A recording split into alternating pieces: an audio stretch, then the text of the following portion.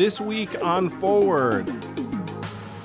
To find the energy of idealism, to find the hope, it's important to get back to why this stuff really matters. Get back to the essence of our democracies. Get back to faith in the ideas of us working together and of why our systems in the end are morally valuable.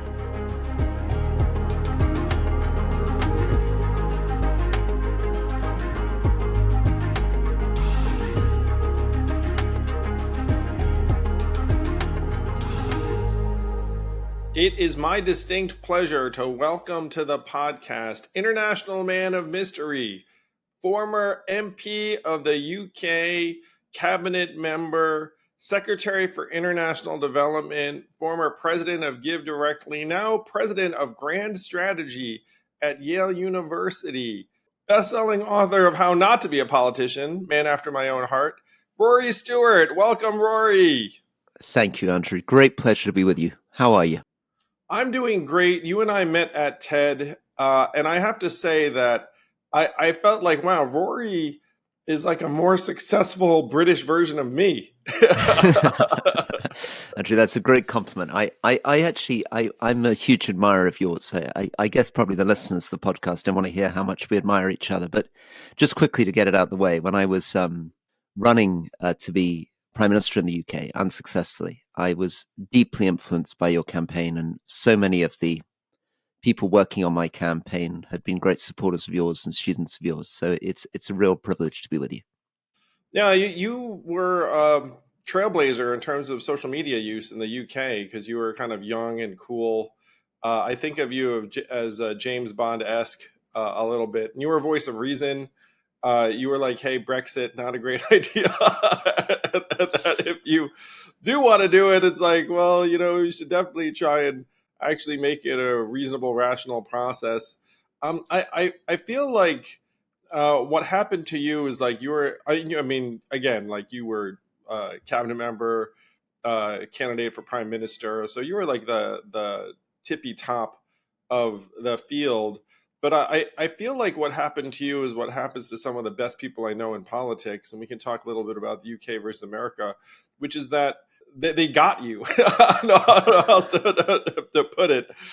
And we can talk about like a bit of a personal journey, but then, you didn't waste any time. You ended up helping probably millions of people lead better lives. Let's go back a little ways because some people might be unfamiliar with your journey. How did you end up running for office in the first place, getting into politics? And you have a distinct set of perspectives and experience on the entire journey.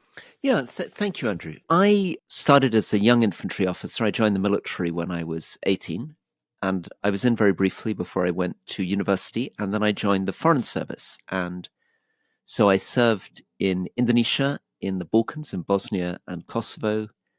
Then I spent 21 months walking across Asia. So I walked across Iran, Afghanistan, Pakistan, India, and Nepal, staying in about 550 different village houses on the walk.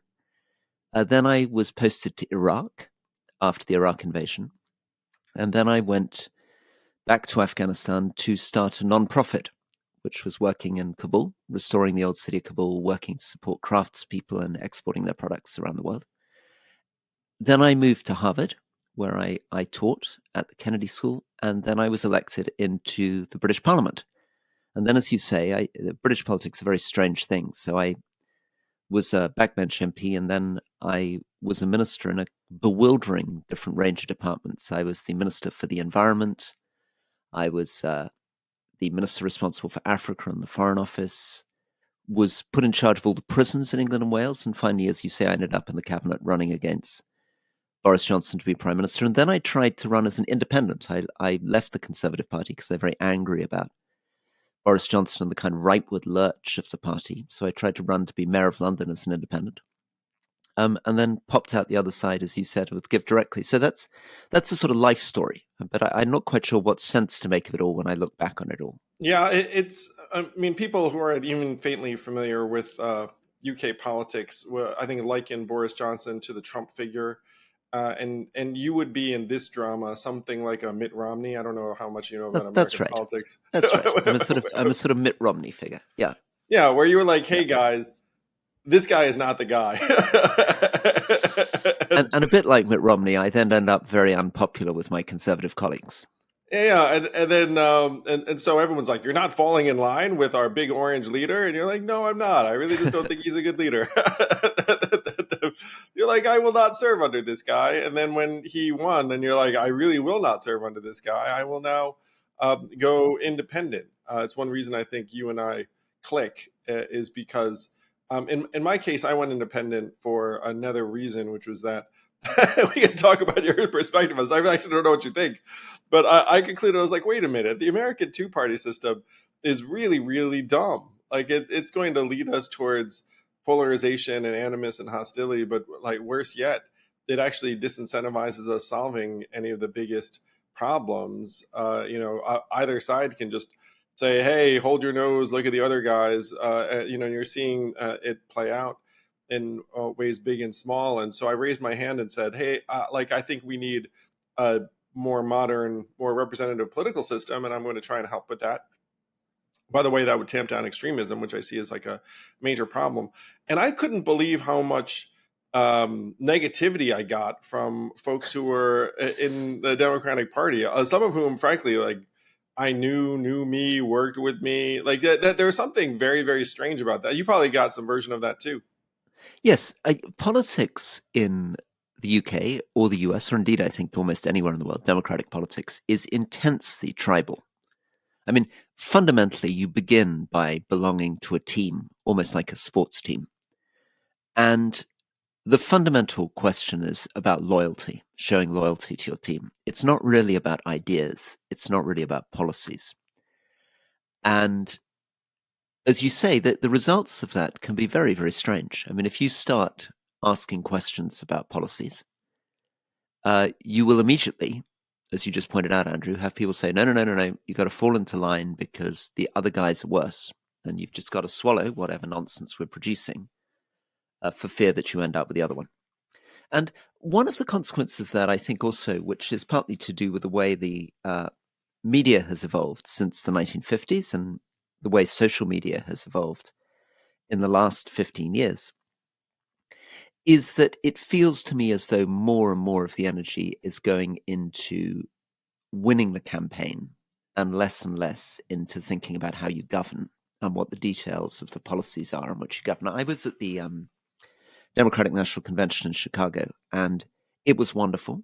I mean, it was an extraordinary performance. I felt like I was watching the Super Bowl or something. I mean, it was so slick and beautifully put together, and people spoke with incredible conviction They and don't have passion. those kind of production values in the UK because I think they Oh, probably spent like 8 figures on that thing. we certainly do not. It was a wonder to watch, uh, but there was not much policy detail, was there? And I guess what you were seeing was an amazing display of unity and loyalty, and I respect that because obviously people felt they have to defeat Trump, so they're not going to show a cigarette paper of difference between themselves on policy. But the result is a little stultifying. Yeah, I spoke at the DNC last time, though it was virtual because of COVID.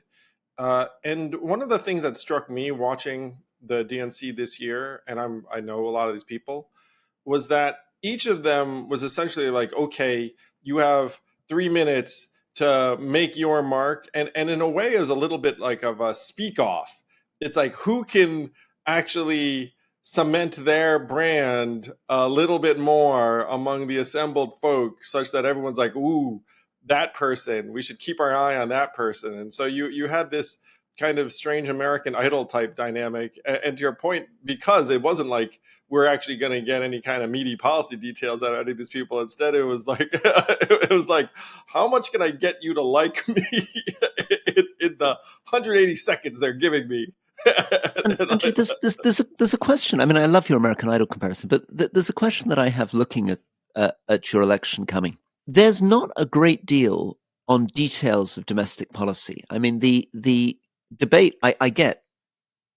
There's a debate going on about Ukraine, potentially a debate going on about Israel, Gaza, potentially China, Taiwan. So setting aside the international stuff, On the domestic side, a little bit of discussion maybe about tariff and trade policy, a lot of discussion obviously about abortion. But what I'm not really seeing is the kind of things that presumably matter to an enormous number of people. So where are the details of what's happening in health policy? Where's the details of what's happening in education policy? And presumably you could add many other issues to that. Am I right in missing that, or is that all going on and just in a different forum?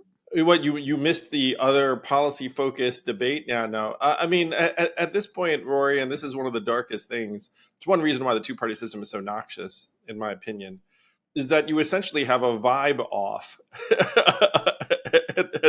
And even when they talk about policies, and this was a lesson I learned the hard way in many ways, the policies are just another symbolic language about my vibe, in many ways, because in the American political system, you may or may not be able to deliver any of what you're talking about. Like, who the heck knows? And then even if you do deliver it, it's like, who the heck is going to monitor whether it was good or bad, or ugly? They're like, okay, wait a minute, I get it. Like my arguing to you on policy, that's a weak symbolic language. And you know what's going to be a strong symbolic language? My talking about my relationship with, my family, my neighborhood, like some kind of cultural touchstone, being a football coach. Yeah. So you have this prism, this funhouse mirror, and it's very policy light. I will say that Donald Trump is as guilty of this as anyone, in the sense that the Republican Party now doesn't even have a policy platform, because they're like, Trump might change his mind tomorrow, so like, let's not write anything down. But the Democrats get more heat for it because they're supposed to be the wonky policy focused crew.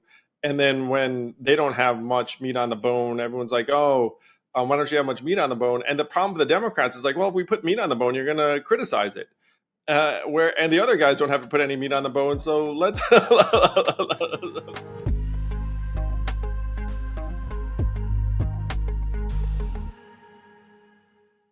Hello, YouTube. Please do hit that like and subscribe button. And don't forget, you can ask questions at mailbag@andrewyang.com. See you on the interwebs.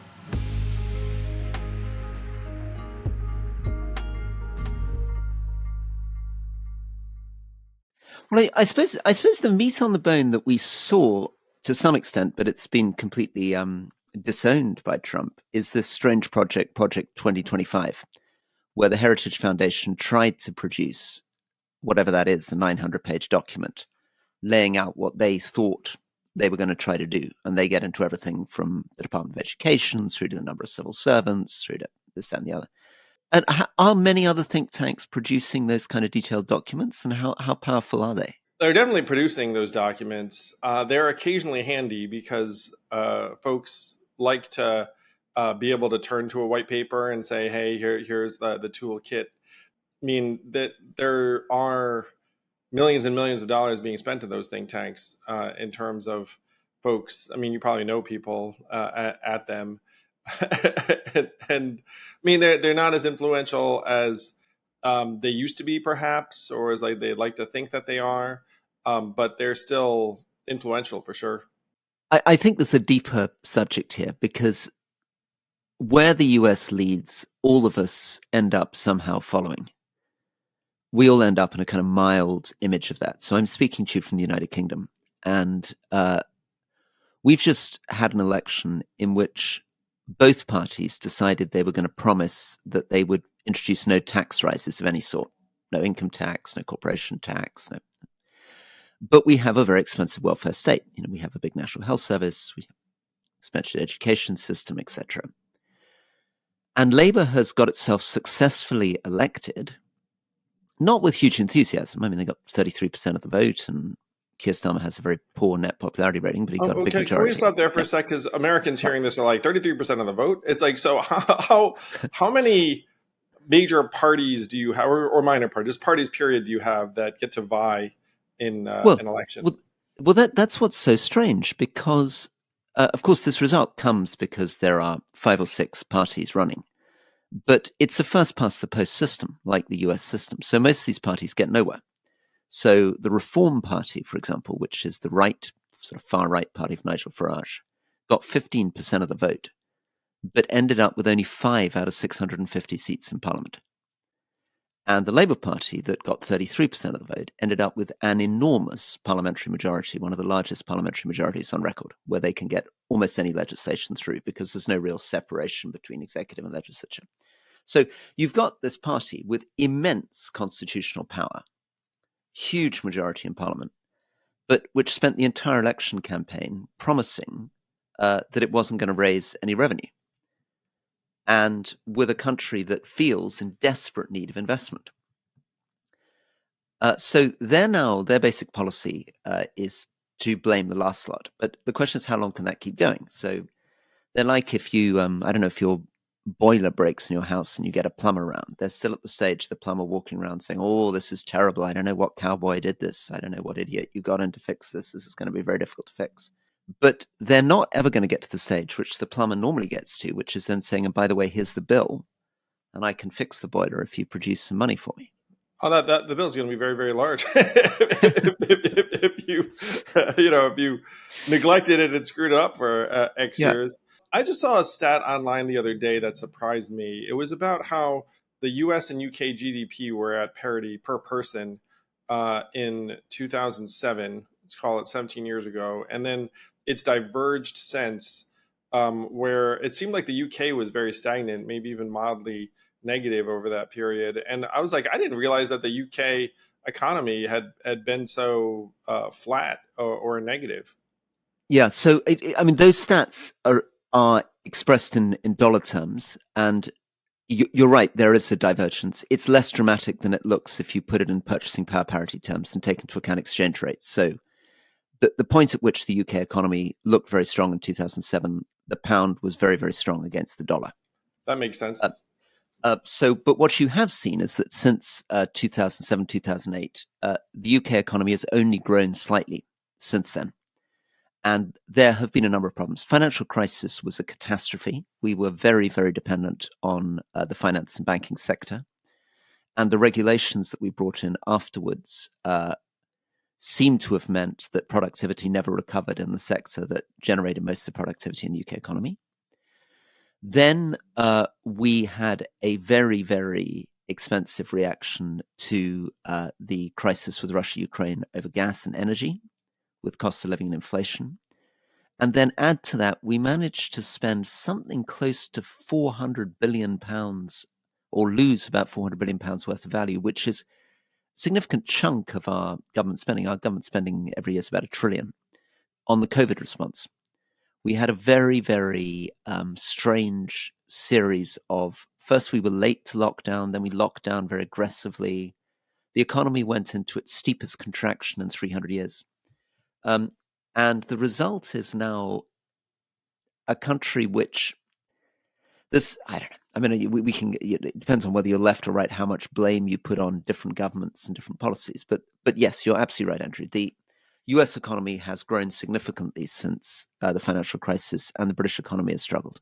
And though, I mean, the U.S. There's going to be a shoe to drop at some point because a lot of that growth was juiced by deficit spending, which I mean, I'm someone who is for investing in people. America invested in a lot of things that were not people. so like not the optimal direction in my opinion. So you became president of GiveDirectly. I recommend that everyone checks out your TED Talk on this subject. Wow, is it incredible to have the former Secretary of International Development of the UK who went around saying, like, wait a minute, like, these NGOs not really very helpful or efficient. We'd be better served by skipping the middleman entirely. So powerful. And again, so people can check out your TED Talk, but can you speak to your experience at GiveDirectly and how many lives do you think you touched even in your time as president of GiveDirectly? Well, thank you, Andrew. And I guess many of your listeners will be familiar with the model, but just very quickly to remind people, the model of GiveDirectly is quite radical. It's giving unconditional cash transfers to the extreme poor. predominantly, I mean, most of our recipients are in the poorest countries in the world, mostly in sub-Saharan Africa. And in the most classic program, GiveDirectly will come into a community, sit down with the community, identify the poorest people in a village, it's often a remote rural village, and give $900 per household. And $900 per household turns out to have a revolutionary impact, partly because these are very, very poor people, and they're living often in mud buildings, sleeping on the floor. They have no latrine, they have no electricity, they have no livestock. They're struggling to eat once every 2 days. And that money is put to work so efficiently and so quickly. I mean, you find within a few weeks you return to the village and suddenly the amount of electricity is doubled, everybody has a latrine, roofs have been fixed, more kids are in school. And perhaps most excitingly of all, there's been a huge explosion in the number of small businesses. Savings are going up, incomes are going up, investments going up. And this isn't just anecdotal. I mean, I think the thing that makes GiveDirectly very interesting, particularly I think to people who are more math-oriented or in the investment community, is that it's studied through randomized control trials like a medical trial, where you literally take a treatment group who you're giving the cash to, and then you have a control group who you're not giving cash to, and you get very serious academic studies controlling for all variables, studying over 3, 6, 9, in some cases even 12 years. And the results are astonishing. You discover that a one-time cash transfer 12 years ago, you can still see a distinct difference between the group that received that money and the group that didn't. In other words, it's not as you might imagine that the impact vanishes in a few months. It's by building up these businesses, savings, incomes, investment, and by the multiplier effect. So you see a situation where a dollar going into a particular community has $2.50 of positive impact on the surrounding community, because people putting the dollar into fixing their roof, that's creating employment for other people coming in to build their roofs, et cetera, et cetera. And as you said, just to finish this sort of spiel, I used to be responsible for the UK international development budget, which was huge, $20 billion a year, $20,000 million a year of expenditure. And we didn't do that kind of stuff. We didn't give cash. We were scared of voters. We thought voters will think, are you crazy? What do you mean you're giving out cash? We did these very complicated programs, which were often very much about training, where we spent a lot of money on consultants, designing, talking to people, coming up with strategic plans. And I concluded that we would have done 20 times as much good if we'd just given cash.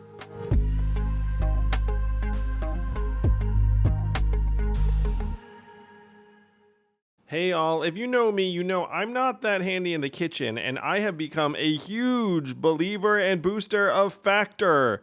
Factor's delicious, ready-to-eat meals make eating a joy. It's so fast, you just pop that thing 2 minutes later and you are eating a restaurant-quality, healthy meal, making you feel excellent about yourself. My favorite is the turkey chili with zucchini, and there is so much more to choose from. You never get tired of it. It fits any budget. It's fast, healthy. It is going to be the new Factor in your life. Yes, I'm a fan. Head to factormeals.com/yang50 and use code yang50 to get 50% off your first box and 2 free wellness shots per box while subscription is active. That's code yang50 at factormeals.com/yang50 to get 50% off your first box. Get Factor today. It's going to change the way you eat.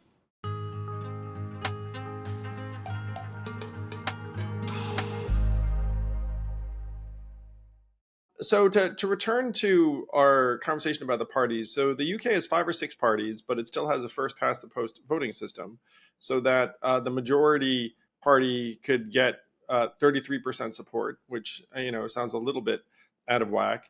The US, so by the way, I actually do call on the UK and other countries as positive role models, where they say, look, like, how many political parties should the United States have? And people think about it for a second. I talk to political scientists, and they think that the United States should have 4, 5, or 6 political parties. And what they suggest is today's Democratic Party should probably be 2 parties, and most people know what I'm talking about. Today's Republican Party should probably be 2 parties, and people also know what I'm talking about. And then you can imagine maybe one party in the middle and one party on one extreme or the other. And voila, that gets you to 6. and that would be much more representative, because it turns out now 51% of Americans say they're independents. Most people do not love what's going on in either of these parties. People know, it's like I've endorsed Kamala because like I'm an anyone but Trump guy. I think Trump's a terrible leader, and he's going to be a disaster if he becomes president again. I think there's a very real chance he still does become president again. So, let's try to not have that happen. But still, most Americans feel like they're on the outside looking in of this political system, because there's very little genuine competition, dynamism, and accountability, and as a result, you wind up with very, very strange policies that may or may not work. And so, but no one really knows, because you have lack of competition in 80% of the country. Right now, I'm sitting in New York City. I mean, this is very much a one-party environment. Sure. If you go to California, most of that state's a one-party environment. You go to Missouri, most of that state's a one-party environment. The other direction, like 80% of the country is one party. And the founding fathers did not design a two-party system. I mean, that kind of came later.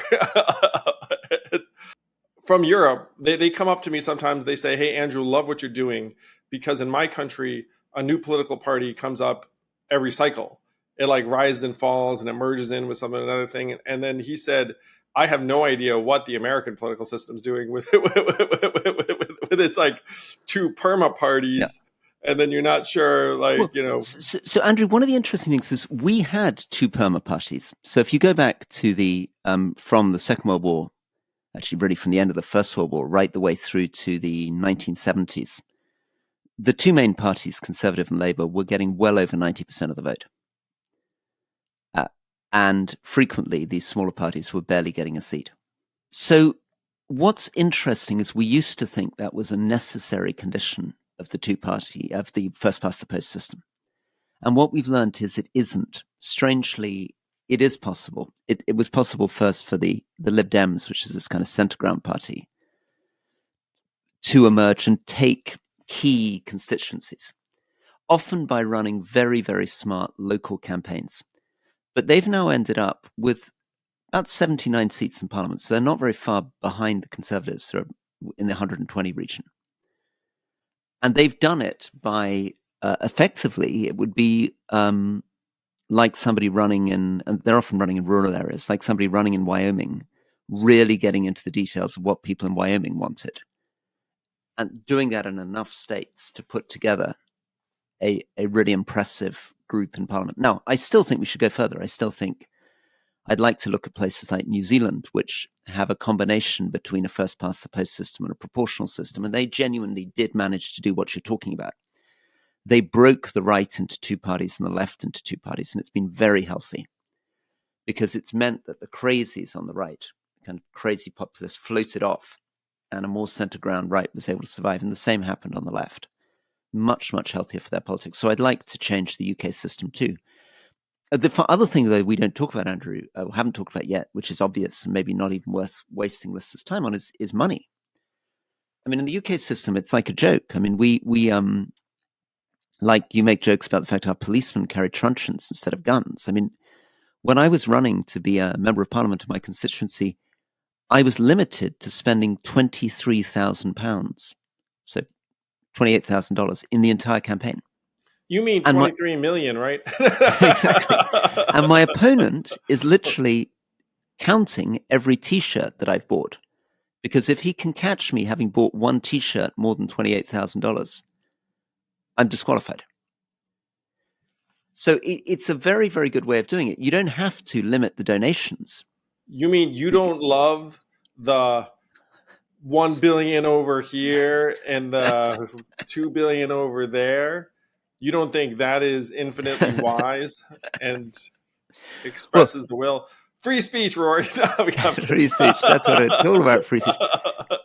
And then I guess there's the social media question. I mean, we've had this very interesting debate, which you'll be in the heart of, which is Elon Musk has got very interested suddenly in British politics for no reason that anyone can work out. So he suddenly will share some article claiming that the British Prime Minister is going to deport rioters to the South Atlantic, and will get sort of 43 million likes. And because the algorithm, almost everybody in the UK on X will see these things. And and then we had these riots in which literally people using social media claimed that three young girls, had been stabbed, and they claimed it Oh, I was a saw Muslim that. immigrant Terrible. Yeah. who'd come over from Syria on a boat in the last year. And it turned out that the girls had been killed by a British Christian who'd been born in the United Kingdom. But the result of this was people went and burnt down mosques, Terrible. tried to Yeah, set it's fire awful. to hostels which they thought had Muslims in them, etc. So I think the other thing that's certainly been very much part of our lives is we've seen the positive insurgent bits of social media, and you and I, Andrew, benefited from that in our campaigns. But we've also seen, with the rise of populism on the far right, how characters like Donald Trump, and I'd argue Boris Johnson, who I don't think would have been able to become leaders in a pre-social media age, were suddenly able to achieve incredible prominence and reach. So you're saying that money and social media aren't just a more is better, good. And you guys also have another fascinating dimension in the UK, I think, which is constrained duration of these campaigns, right? Like, isn't there just like a particular Right. set That's right. number of days Yeah, and weeks? you How you long can do you only guys get run. to run? You get to run for 6 weeks. Yeah. 6 weeks. Whereas you guys your presidential campaigns run for about 4 years, as far as I can see. Oh yeah, man! It's like the perma campaign, which also leads to phenomenal policy. So because I can't do anything while I'm running. Oh wait, I'm always running. Let's rewind to something you said that was incredibly important to the Americans here, which is you guys had the two perma parties, got 95% of the vote, let's Yeah. say, for years Yeah. and years and years. And everyone was like, oh yeah, that's the way it has to be. But then a third party emerged and started winning in uncontested zones, which, by the way, also resembles about 70% of the United States. Like 70% of American races are not meaningfully contested. And so they started winning hearts and minds by focusing on local issues and getting local reps elected and then building a constituency. And then the constituency eventually rose to a Yeah. point where they started Yeah. winning Yeah. seats. Yeah. Exactly. That's right. They often started essentially in what would be the equivalent of your state legislatures. So they would have started with very, very hardworking, often idealistic people on relatively low salaries, taking small geographical wards, and by building up control of the equivalent of your state legislatures, would then begin to get elected the equivalents of Congress people. That is amazing. That's kind of what we're doing at Forward. I don't know if you realize that you're talking to the co-chair of the third biggest party in the country by resources, I do, Andrew. I which do, is and not I'm saying very a whole proud. lot. But that is the inspiration, is that if we march around and start putting people into elected office at local levels, and we do have at this point now a host of candidates running at local levels around the country. And this is one of the fascinating things I try and explain to people, Rory, is like, they're like, oh, America, two-party system, there cannot be a third party. And I was like, wait a minute, there are 515,000 local races around the country. 70% of them are uncontested or uncompetitive, and tens of thousands of them are even technically nonpartisan. Mayors, county executive, school board, city council, a lot of those seats are nonpartisan. So you could have thousands of people just raise their hand tomorrow and be like, hey, turns out I'm this new thing. It would have zero impact on, like any laws. Like, you just do it. Yeah. We've already had dozens of people do that, including Mayor of Fort Collins, Colorado, the mayor of Newtown, Florida. So interestingly, Andrew, what we've found in the latest election is, so the first people to do this were the Lib Dems, which was the Centre Party. Now there's been a move from a party on the right, but there's also been significant success for the Green Party, which also came from nowhere. They had historically 0 MPs. Then they had 1 member of parliament elected with me in 2010. And now they've come out of this election having got a significant chunk of the vote. And they've got real momentum, and they can really build. Because, and I imagine the biggest barrier that you face is campaign financing. It's a little something called money, Rory. That's right. Yeah. It's not actually your constitution. There's nothing in the constitution that stops somebody doing it.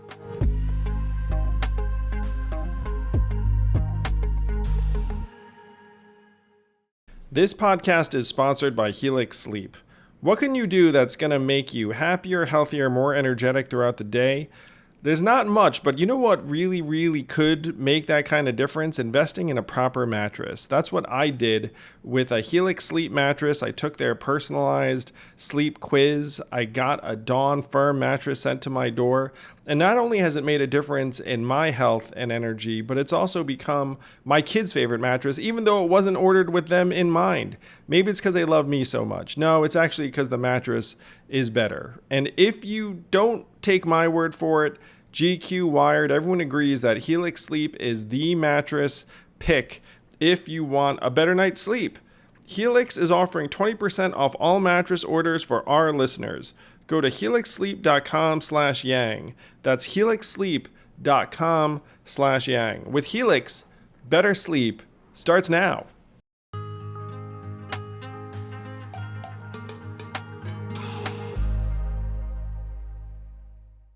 There's a path for Ford or any third party in the United States of America. It just requires what you just described, which is idealistic, hardworking people motivated by the right reasons to grind out wins in state legislatures and communities locally.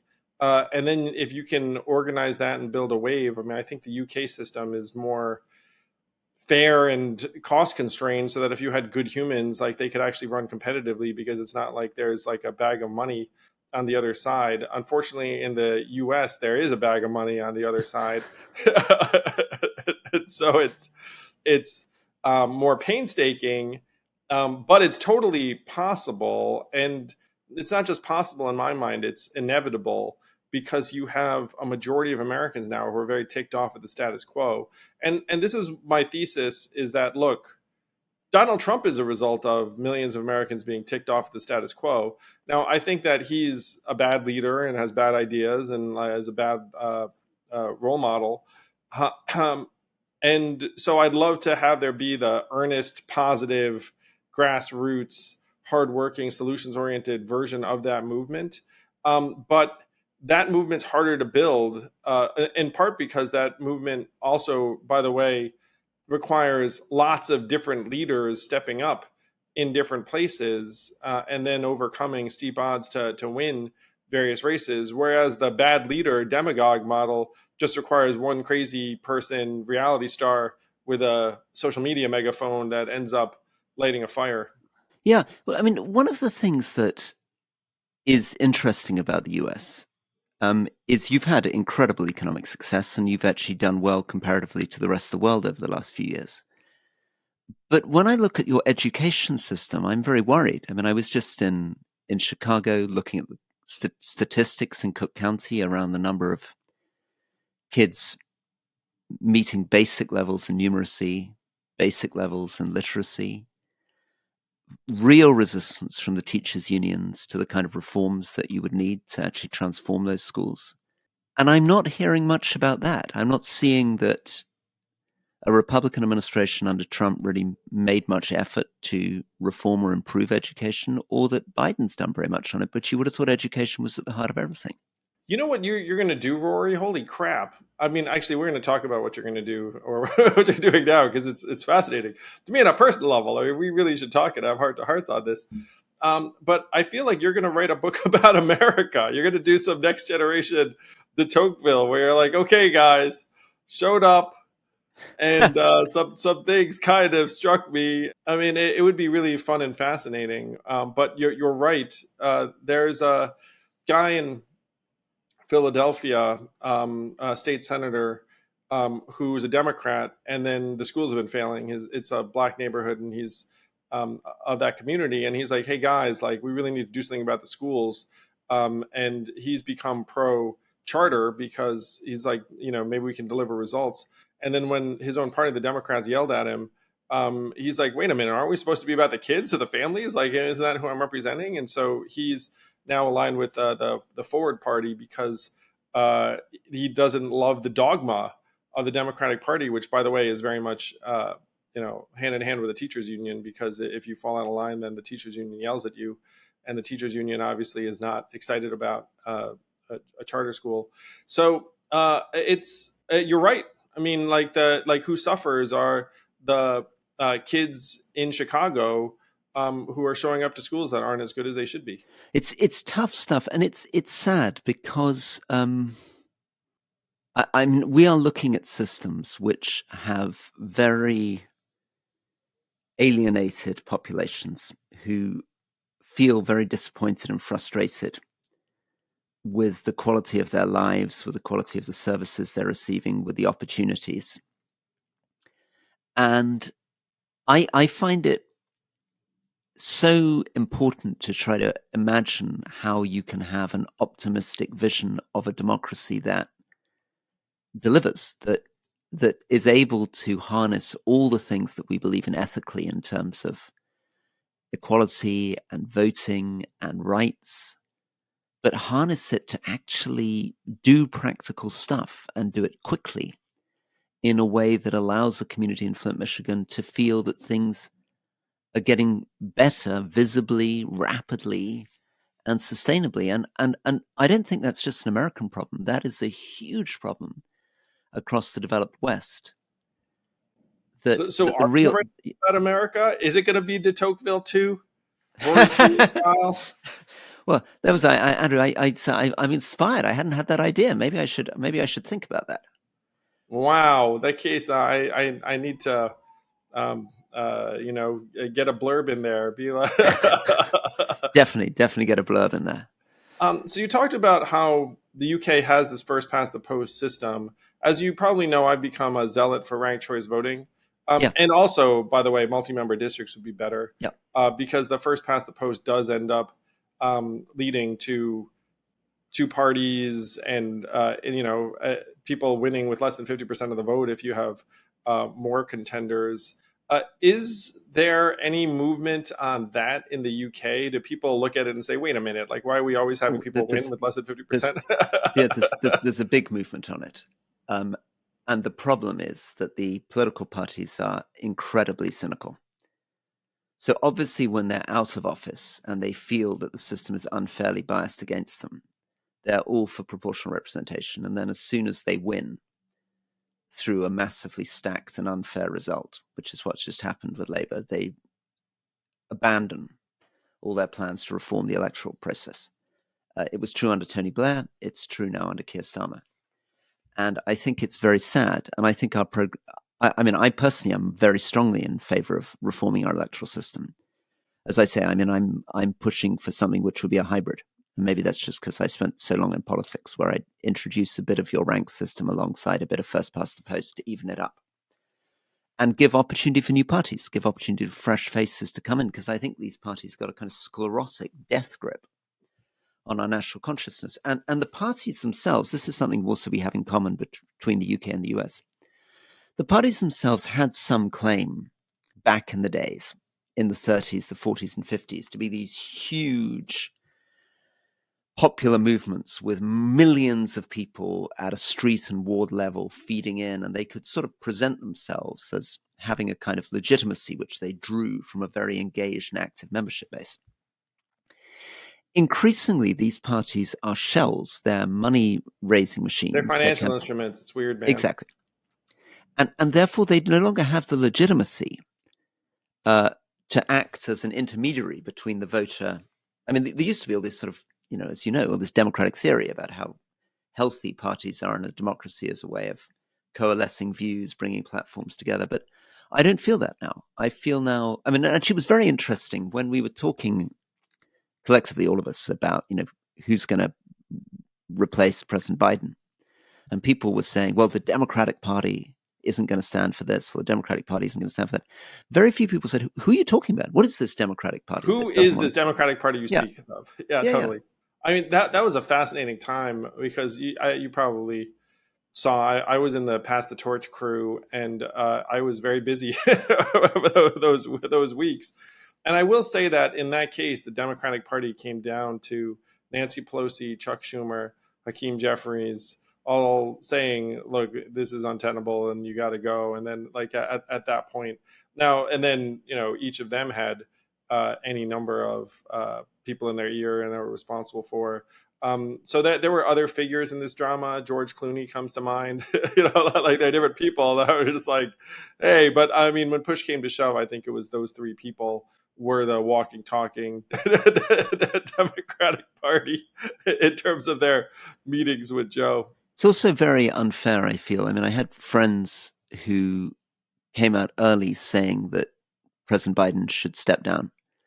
And my goodness, they've been vindicated. I mean, just looking at that last debate, it's painfully obvious that he was a liability and that the party would have been taking an incredible risk running him as the candidate in the next election. I mean, like taking an incredible risk. I was joking. I was like, hey guys, you want to go on a futile death march with me? It's like, yeah, sure. I mean, if you call that a risk. Anyway, but the sad thing is that my friends who spoke out quite courageously about this have not been rewarded.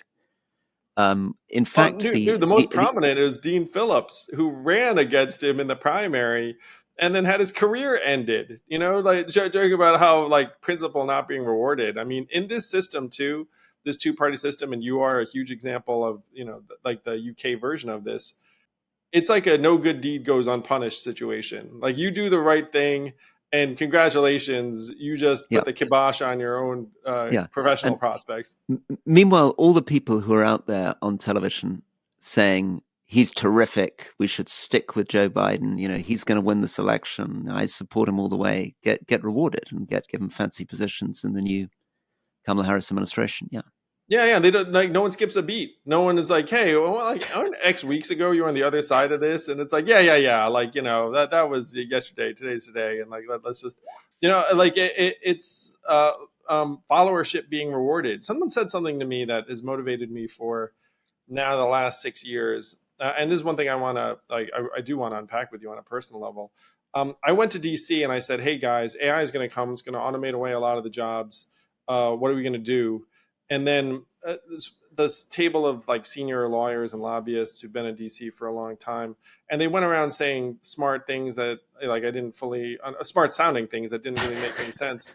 And then the last guy, who was like this like wizened leader, was like, Andrew, you are in the wrong town. No one's going to do anything. This is not a town of leaders. This is a town of followers. And the only way anything would happen in response to the automation of work of jobs and the workforce would be if a wave were to come crashing down on our heads from other parts of the country, and then maybe people here would want to do something. And I heard that, and I was like, wow, that's the only honest guy here. I need to go create that wave in Iowa and New Hampshire and like try and bring it crashing down on their heads, which was good fun. I mean, we got 24% of the way there in Iowa. Which, you know, proud of. There are a lot of times now I do wish, and I get this all the time. People come up to me and are like, hey, man, like, wish you were president. I'm sure you get the same thing in the UK. It's like, hey, like, really wish you had been PM. Because, you know, it's like, well, I mean, you're right, but it's a strange phenomenon that. I mean, I get it a lot, but it's difficult to know how to process it. Because you can get stuck in awkward conversations about, but, you know, that's not really how the system works. And I'm not really sure. Because often they're not just saying you should have been. They're saying, and now you need to be. And then I'm like, yeah, but how does the party system work? How does the money work? How's this? It's like you're like, I went independent.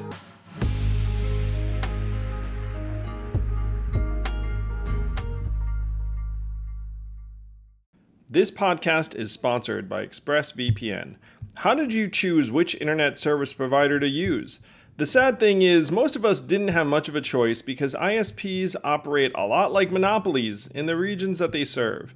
They then use this monopoly position to take advantage of customers, and yes, they even sell your data, your activities to advertisers and big tech companies, and you don't see a dime. That's why I protect my internet surfing and devices with ExpressVPN. When you use ExpressVPN, it's like a magic portal to a perfectly safe and anonymous internet. And don't take my word for it. This is the #1 VPN service according to CNET. It's used by major companies all over the world. So stop handing over your personal data to ISPs and other tech companies who then mine your activity and sell off your information. Protect yourself with a VPN I trust to keep my privacy online. Visit expressvpn.com/yang. That's EXPRESS VPN.com/yang to get 3 extra months free. Go to expressvpn.com/yang right now to learn more.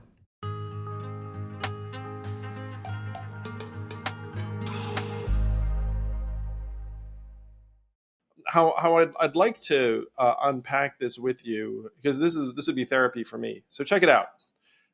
You are military veteran, like served at various levels of government, could have been prime minister, principled, courageous, like didn't bend the knee to Boris Johnson and whatnot, and now you find yourself kind of an all-purpose, world-class do-gooder.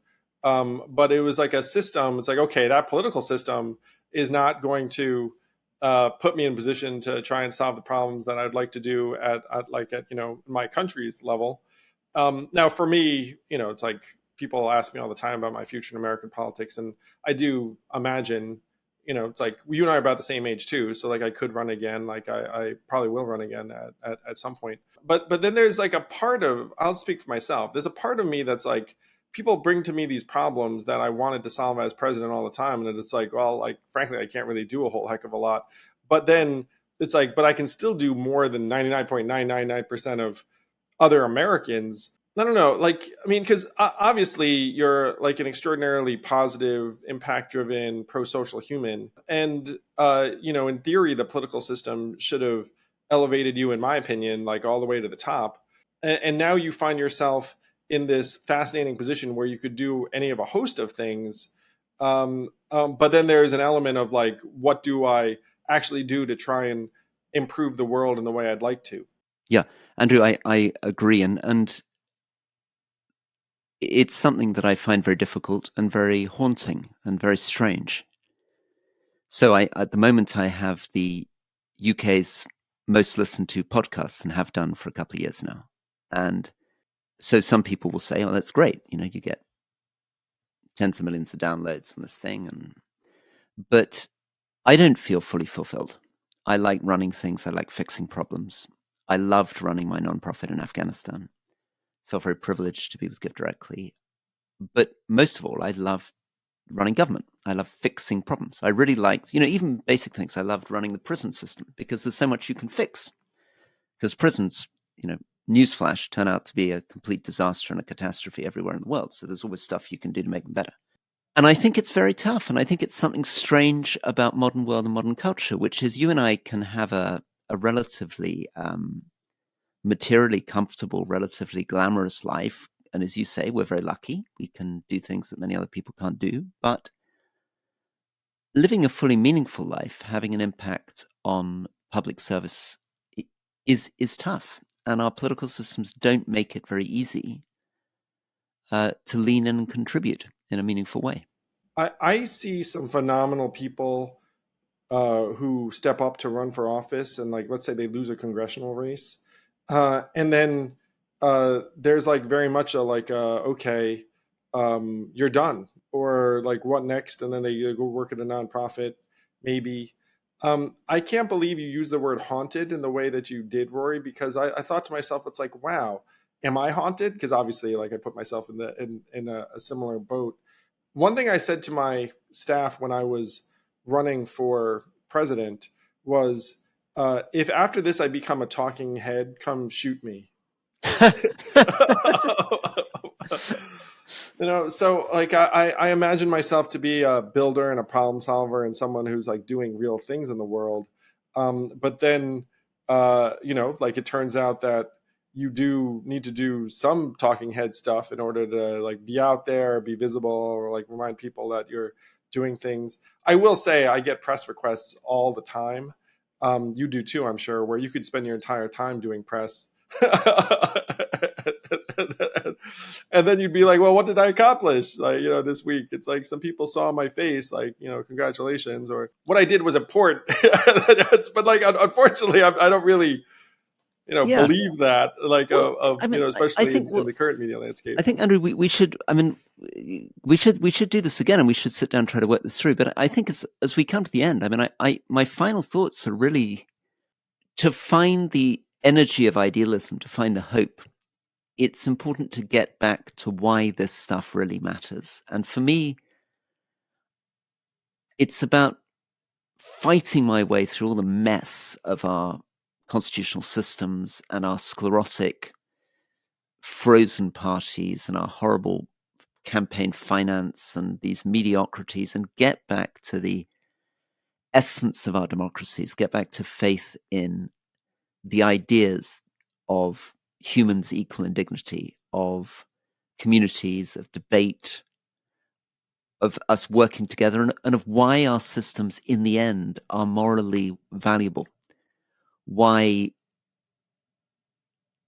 it's not enough to say, I don't know, that an autocracy somewhere in the world is better at building trains than we are, or that there's something incredibly special and valuable about countries like the United States, the United Kingdom, and our systems. And so, yeah, it is this awful sense of, on the one hand, being haunted, and on the other hand, redeveloping the faith and the optimism, that sort of cliched phrase from Gramsci about pessimism of the intellect and optimism of the will. You are a world-class leader, Rory Stewart. How Not to Be a Politician is the book here in the US. I would love to continue this conversation, man, because again, it would be therapeutic and cathartic for me. It's such a thrill to meet someone who's a role model to me, and someone who's been at the highest levels for the right reasons, and you're still making it happen or still working on it. I like to think that I'm doing the same thing. So looking forward to the sequel where I break down in tears and Well, maybe we'll do that over a meal rather than over a podcast. It's a deal. Rory Stewart, more to come from you. If people want to keep up with you, your work, your podcast, how can they best do so? So it's called The Rest is Politics, and you can get it wherever you get a podcast, Apple, Spotify, whatever, or my book, How Not to Be a Politician. So, Andrew, thank you. This has been a real privilege, and I look forward to the meal where the therapy continues. To be continued. Thank you so much, Rory. Thank you.